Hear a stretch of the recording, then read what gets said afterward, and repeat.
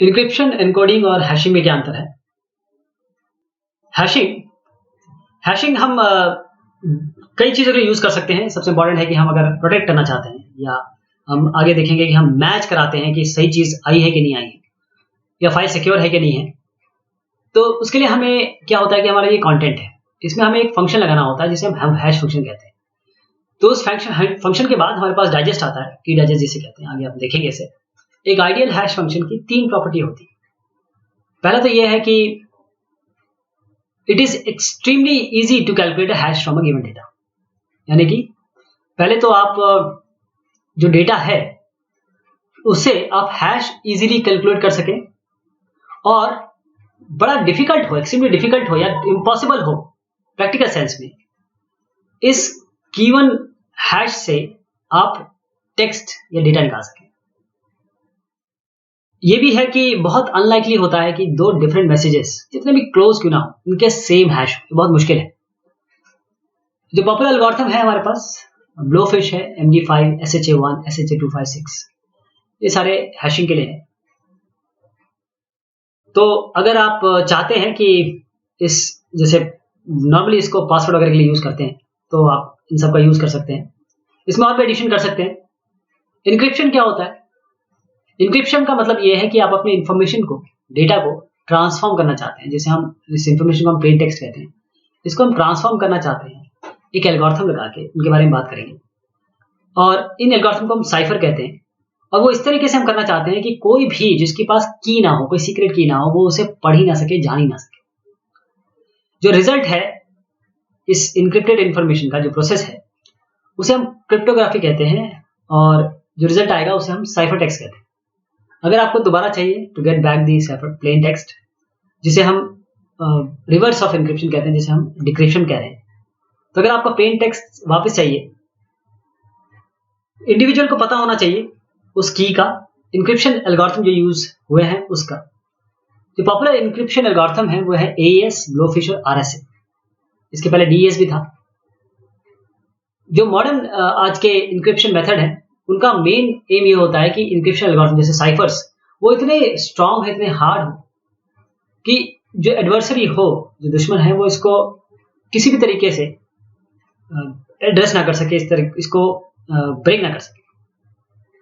तो दो तरीके के हमारे पास इंक्रिप्शन एल्गोरिथम्स होते हैं। सिमेट्रिक की इंक्रिप्शन, पब्लिक की इंक्रिप्शन, जिसे हम पब्लिक की इंक्रिप्शन या सिमेट्रिक की इंक्रिप्शन भी कहते हैं, और दूसरा होता है एसिमेट्रिक।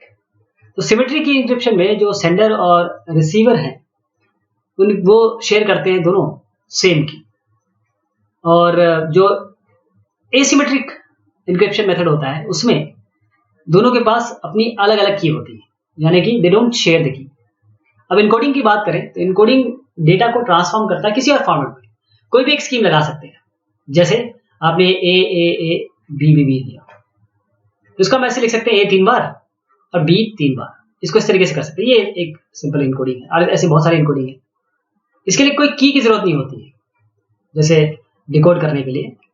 जैसे बेस 64 है, और URL इनकोडिंग है, MPG1 to AVI, AVI से MP3, ये सब इनकोडिंग ही है। और खासतौर पर इनका इसलिए उपयोग होता है कि आप डेटा का स्टोरेज कम से कम कर सकें। तो इनकोडिंग का पर्पस क्या है? इनकोडिंग का पर्पस ये है कि आप डेटा को ट्रांसफॉर्म करना चाहते हैं प्रॉपर्ली और सेफली भी, दूसरा सिस्टम से कंज्यूम कर सके। और ये इसलिए यूज होता है कि आप डेटा यूजेबिलिटी को मेंटेन कर सके, यानी कि डेटा प्रॉपर्ली कंज्यूम हुआ है। डेटा रिट्रीवल मैकेनिज्म क्या है? कोई की जरूरत नहीं होती है, और इसको आप इजीली रिवर्स कर सकते हैं अगर आपको एल्गोरिथम पता हो तो, यानी कि आप मेन टेक्स्ट को निकाल सकते हैं। ASCII है, यूनिकोड है, URL कोडिंग है, URL इनकोडिंग है, और बेस 64 है, ये आपके पास है। एग्जाम्पल समझिएगा इसका। अगर आपको डेटा भेजना है या स्पेशल कैरेक्टर्स भेजने हैं वेब पेज पे, तो आप इसका इनकोडिंग का उपयोग कर सकते हैं। इंक्रिप्शन की बात करें तो इंक्रिप्शन का पर्पस क्या काम है इसका? इंक्रिप्शन का काम, जैसे मैंने भी आपको बताया, हम डेटा को सीक्रेट रखना चाहते हैं दूसरों से, और हम इसका यूज करते हैं डेटा कॉन्फिडेंशियलिटी के लिए, यानी कोई भी जो अनइंटेंडेड यूजर है ये इसको कंज्यूम ना कर पाए। और डेटा रिट्रीवल मैकेनिज्म की बात करें तो ओरिजिनल डेटा आप रिट्रीव कर सकते हैं अगर आपके पास की हो तो। एल्गोरिथम इसमें AES, पहले DES था, ब्लोफिश, RSA। जैसे आप एक डेटा दूसरे को भेजना चाहते हैं, उसमें बहुत इंपॉर्टेंट मटेरियल है आपका, और नहीं चाहते हैं कि कोई भी इंटरनेट पे यूज इसको पढ़े, जैसे पासवर्ड वगैरह भेजना है आपको। तो कंपैरिजन देखते हैं इंक्रिप्शन, इनकोडिंग और हैशिंग में। सबसे पहले मीनिंग क्या है, इसका मीन क्या है। इंक्रिप्शन का मतलब यह है कि वो इंक्रिप्शन डील करता है की से, ताकि आप उस की से इनक्रिप्ट, मतलब एल्गोरिथम लगा के पहले आप उन की से इनक्रिप्ट कर सकें, फिर डिक्रिप्ट कर सकें। और ये आप चाहते हैं कि यहां से वहां भेज सके, ट्रांसफॉर्म करें, ताकि आपका साइफर टेक्स्ट जाए, प्लेन टेक्स्ट ना जाए। इनकोडिंग का मतलब ये होता है कि एक एल्गोरिथम लगा लीजिए, इसमें साइफर टेक्स्ट की कोई जरूरत नहीं होती है। आप ट्रांसफॉर्मेशन करिए, अपना डेटा आप सीक्रेट करना चाहते हैं या छोटा करना चाहते हैं, पब्लिकली अवेलेबल है, बस इनकोडिंग का तरीका है। हैशिंग जो डेटा है वो कन्वर्ट हो जाता है मैसेज डाइजेस्ट या हैश में, इसे इसीलिए हैशिंग कह रहे हैं, क्योंकि ये जो डेटा है आपका कन्वर्ट हो जाएगा डाइजेस्ट या हैश में। वो नंबर जो जनरेट होगा स्ट्रिंग ऑफ टेक्स्ट से, ये डाइजेस्ट बहुत इंपॉर्टेंट है, क्योंकि हम ये मैच करेंगे जो हैश सेंड हुआ है और जो हैश रिसीव हुआ है, ताकि हम ये जान सके कि बीच में किसी ने इस डेटा को टेम्पर नहीं किया। अगर यूज ऑफ की देखें तो इंक्रिप्शन में यूज होता है, यहाँ पर की जरूरत नहीं है, यहाँ पर फंक्शन की जरूरत है, यहाँ पर कोई एल्गोरिथम की जरूरत है।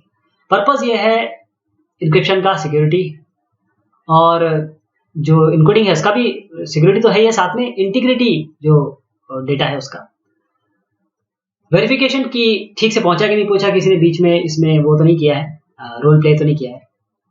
यूज इसका क्या है, यूज ये है कि अगर आप सेंसिटिव डेटा भेजना चाहते हैं, प्राइवेट ईमेल भेजना चाहते हैं, तो आपको इंक्रिप्शन की जरूरत होगी। आपने देखा व्हाट्सएप में अभी कुछ दिनों पहले आया कि एंड टू एंड इंक्रिप्शन हो गया, वो ये बताता है कि इंक्रिप्शन हो गया एंड टू एंड, और उससे आप अगर आप डेटा भेजेंगे तो कोई और इससे पढ़ नहीं सकता।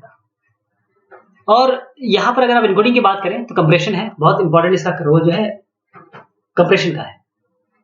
यहां पर हैशिंग में भी इस तरीके से है, आप सर्चिंग है, इंक्रिप्शन है, और मोस्टली हम इंक्रिप्शन में भी हैशिंग का भी यूज करते हैं। रिवर्सिबल है क्या ये या नहीं? यस, इंक्रिप्शन अगर आप अप्रोप्रिएट की लेते हैं तो आप इसको कर सकते हैं। अगर आप इनकोडिंग में जाना चाहते हैं तो हाँ, अगर हमारे पास एल्गोरिथम पता है तो हम डिकोड कर सकते हैं। आप जो डाइजेस्ट बनाते हैं ना हैश, उसको आप रिवर्स बैक नहीं कर सकते ओरिजिनल फॉर्म में। जो एग्जांपल है इसमें इंक्रिप्शन का देखिए, आपका AES, DES, 3DS, RC4। Character encoding में तो बहुत सारे, जैसे मैंने आपको एग्जांपल दिया, आप सिंपल तरीके से भी कर सकते हैं। कोई अच्छा मतलब जैसे रन एनकोडिंग है, रन एनकोडिंग भी एक तरीके का यही है, एनकोडिंग ही है। अब इसमें MD5 है, जैसे SHA-1 बताया, SHA-256 ये सब भी है, ताकि आप 128 बिट मैसेज बना सके डाइजेस्ट फ्रॉम द डेटा। ये बात की हमने डिफरेंसेस के बीच में तीनों की, आपके इंक्रिप्शन, इनकोडिंग और हैशिंग। बहुत शुक्रिया।